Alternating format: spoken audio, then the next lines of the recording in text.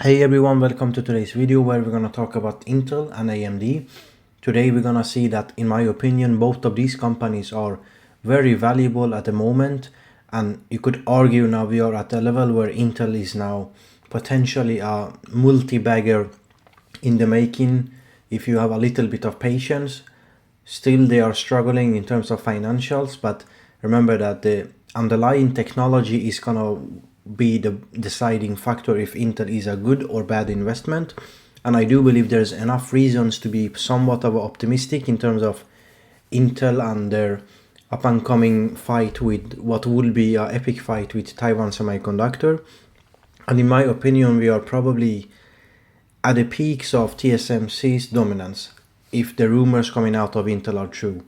I think that the times of TSMC being undisputed number one is gonna soon be over. Maybe still they're gonna be the biggest semiconductor manufacturer on the planet in terms of volume, but I think in terms of cutting edge state of the art transistor density in their nodes, you could argue that Intel is starting to catch up, if not surpass them in some regards, and that's gonna have a huge effect on AMD. Thing is that in one sense it would be really bad for AMD, because if Intel finally gets their act together, they might be able to stop AMD server market share gain and also maybe take back some server market share that they have lost. Because remember that when Intel CEO said this comment here back in 2018, 3 years after that in 2021, they were hoping that Ice Lake would stop the bleeding, but it actually did not. It worsened everything back. I would argue that it made it even worse. And in 2024 now we can see that the data from just a couple of days ago, Intel hits their lowest CPU data center market share in the past 13 years. And also look at this data here, Intel server ship volume is essentially at the lowest level that they've been in the past decade and a half, going back to 2011. And only compared to 2020, they've lost more than 50% of their market share. So it's a giant loss. And question is that how long will Intel be able to kind of stabilize their market share at these levels, since their operating margin is going down. So essentially over the past 5-6 quarters, you can see here in the middle DCAI revenue and the margin in the line in the, like, starting with 21 going to 15.9, 9.1, 10.4, and now 6.9%. How long are they able to hold this with this kind of level of margin? It's gonna be a really interesting fight. But we can see that on the next line, Intel Foundry is starting to gain somewhat momentum. I still think everything is depending on 18A manufacturing node, which I think and I believe it's gonna be really competitive with TSMC. So once they get their act together on the foundry side, all these other segments are gonna perform much better. Remember that Intel's server CPU lineup is not competitive with AMD at the current state, and hasn't been for the past 3 or 4 years. AMD has been not only ahead, they've been like well ahead. You could argue multiple generations ahead in some cases. So it's good to see that the rumors out of the manufacturing or Intel fabs are kind of going to be better. But then going to remember that I mentioned that it's going to be more about AMD than up and coming year, rather than Intel, which I believe is going to be a great investment for this up and coming decade. But you should be very cautious with Intel. I think you shouldn't expect like any wild returns in the first 18 months. It's difficult to say when the bottom will be in. It's been a very bad idea to try to pick the bottom of Intel over the past 5 years.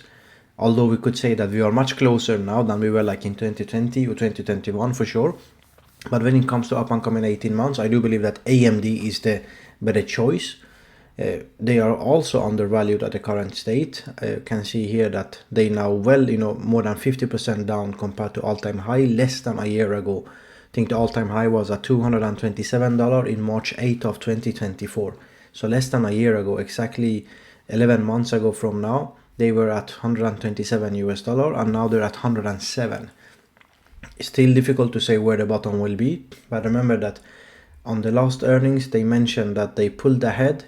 So they pulled in the Instinct 350X, which will essentially go online, I would say early second half, potentially by end of Q2. This is gonna be really important. Remember that MI300, so all the AMD AI GPUs that everyone talk about, that they are competing with H100, H200 from NVIDIA, they have been like a last minute redesign of one other product, like that was meant for other workloads. Like when we talk about AI, we don't necessarily need like high precision floating point performance, which the AMD MI300 and MI250 and MI200 kind of had back then, a few years back. And as this AI market frenzy started to pick up steam in the last couple of years, AMD felt pressure to also offer something similar to NVIDIA's offering, right? And they launched MI300. Now, MI300, I would argue, is like a repurposed MI250. Not obviously, it's a completely new chip, much more like insane engineering behind it. But what I mean with that is like it wasn't purely meant for AI workloads, whereas you could argue that NVIDIA's AI GPUs like H100 were like purely designed for AI workloads. This means that AMD's MI300 is like it's more effective in broader sets of applications for high performance computing and AI. So it's a good mix, but you could see it like a Usain Bolt being a master in 100 meters, and then you have these other people that are good at multiple different genres in the Olympics, but they are not the best in any single one. That's what MI300 was. MI350X is gonna be more like close to the like pure AI GPU, but I could argue that the MI400 is actually the first real AMD design that's gonna be launched in next year in 2026. That's gonna really take the fight to NVIDIA. But in any case, there are still some advantages to AMD's MI300. I think the reason why I've been a little bit cautious, and I said it a few days back before the earnings, AMD's MI300 is more than 1.5 years old now. So it means that we are, at the end of its life cycle. And it was very good in inferencing, but in training it trailed behind of NVIDIA solutions. That's why I think the first half of this year is going to be a little bit disappointing, as I've been mentioned over the past, 5-6 weeks. And that's why I think we have seen a sell-off for AMD stock. Now, Lisa was very, cryptic in her answers in last earnings, as she is usually. But she mentioned that in the first half of this year, you should expect the same number of volumes or revenue from the AI GPU as they did in the second half of 2024. And if you go back to the second half of 2024, AMD delivered around 1600, let's say 1.6 billion US dollar in Q3 and 2.1 in Q4.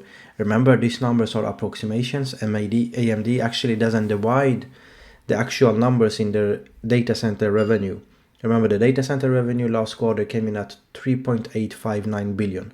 We don't know how much is from the AI GPU and how much is from the server CPU, which they have been taking market share from Intel over the past 6 or 7 years.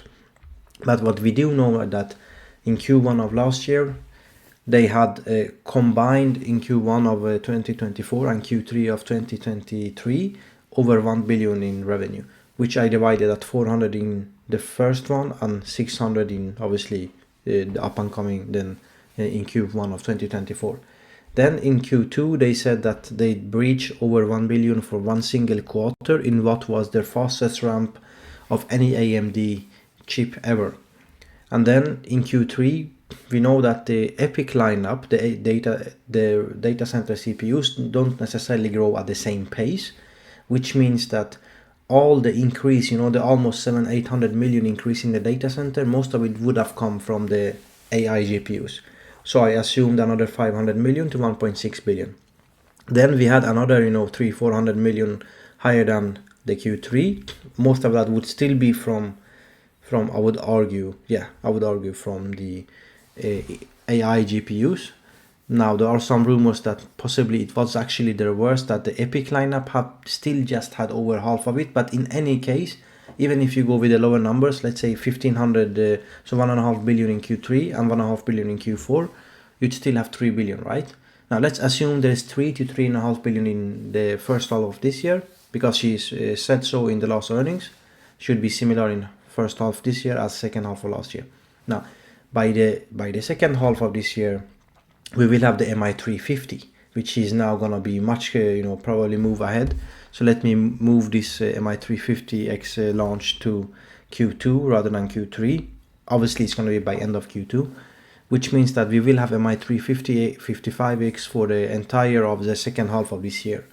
I think that's gonna take some market share, and it's gonna be another aggressive ramp up for AMD. That's why I say that maybe they're gonna have 3 billion, possibly 3.5 and 4 billion in Q3 and Q4, which combined would be well over 7 or 8 billion just on the second half. But even if you think that's too optimistic, let's say it's 2.5 billion on each quarter, right? Q3 and Q4, that's 5 billion already, right? In the second half. And you add to that Q1 and Q2 at around, let's say, 1.5 billion each, we're already at 8 billion, which is more than, what they delivered, well above the 5 or so billion that they delivered last year. So I just wanted to show you the calculations that the data center play is still on for AMD. She is a little bit cryptic. It's also difficult to say, to have that kind of foresight into the second half of this year, right? So I wouldn't, I think this is just the market selling of AMD. They wanted more hard numbers right now, which they didn't get. But in all honesty, I've shown you time and time again, AMD is much more a company than, it's not only a AI GPU company. You can see here this graph from Next Platform, their data center in black and the other segments in yellow. And you can see the data center is growing very fast. But you can actually also see that the yellow line, which is the other segments, is also growing very, very fast. So it's not only the AI data center. Now, granted that AMD's, let's say, most of their gross margin will come from the data center. But remember that in the data center, we still have their server CPUs, which AMD is really, really strong. And they're already selling around 1.7 to 2 billion per quarter on EPYC server CPUs with high margins. And you can see that Intel is gonna delay their Clearwater Forest, pushed back to the first half of 2026. So AMD is gonna be even stronger by end of this year. And we also know that if you go back to, they reveal a massive upgrade for Nova Lake, which is also gonna be again Intel 2026 CPU for. So it's not gonna be a 2025 kind of CPU that's gonna threaten AMD on their consumer level CPUs. So both in consumer level CPUs, AMD is strong. Both also in the server CPUs, they're strong. In the server AI GPU, they're strong. And remember that he didn't think, no one believed AMD would even go to 20% market share in 2018. They would laugh at you when you mentioned 20% AMD server CPU market share. And then already they're probably very close to 50%, if not more at some cases. And I'm not telling you that AMD is going to have 50% of the AI GPU market share, but I would be very confident that AMD, with the lineup that they have by end of this year, is going to for sure be much more competitive with NVIDIA. And I think MI350X and also later in 2026 MI400 is going to be much more competitive. Their software stack is going to be much more competitive. So she also mentioned tens of billions of AI GPU sales in the coming years for AMD. And I wouldn't be surprised that if they break by latest in 2026, that, more than 10 billion AI GPU revenue. I think it's possible even this year, but due to the, slow first half, I think that's going to be a little bit a tough ask. But in the second half, everything is possible. So going back to the, the stock prices. Above all this list, I think Micron, also interesting, but AMD, but as well Intel. And remember, I mentioned that the takeaway from this video is not to, talk bad about Intel. I think both companies are valuable right now. Some rumors, these are, unverified rumors, but you see them popping up all over the, the web, especially on Twitter. Like, for example, here you can see that Intel 3 versus Intel 4 process, it's 18% performance per watt improvement and 10% logic density increase, right? He also says that Intel 3 is roughly equal on par to TSMC N3E. And I think performance-wise and logic density-wise, it's going to be more than to N4P. So it's going to be a really, really interesting time seeing that Intel 18A is it's still on track to launch very, very soon. You can see here that volume production in the second half of this year according to their own financials. So no matter how you diced it, actually I would be a little bit worried if I was Taiwan Semiconductor. AMD is neutral because in one way, as I mentioned in the beginning of the video, if Intel does better, it's going to be more threat to AMD for sure. But on the other hand, we know that if Intel does better, it's also hurting TSMC, which means that they have to lower their margins in order to get in more customers or hold many of their current customers, which means that AMD will have access to cheaper TSMC manufacturing.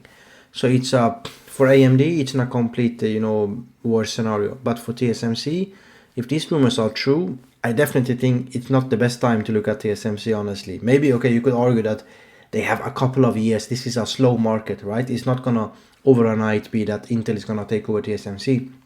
If everything is true, by the way. We still have to see like full proofing of this. But if that's the case, it would mean that maybe in 2 or 3 years time, we start to see a little bit of pressure on TSMC. So for all we know, in the coming 18 months, TSMC could be just fine. So I'm not telling you that you should sell your TSMC stock if you have any. That's not the point of this. But I think in the long term, like if you're going into towards 2030, I would pick, but with all I know right now, I would take Intel at maybe the best pick here on this list actually. But yeah, so that's gonna do it for today. Please like, subscribe, engage in the comment section, and see you in the next one.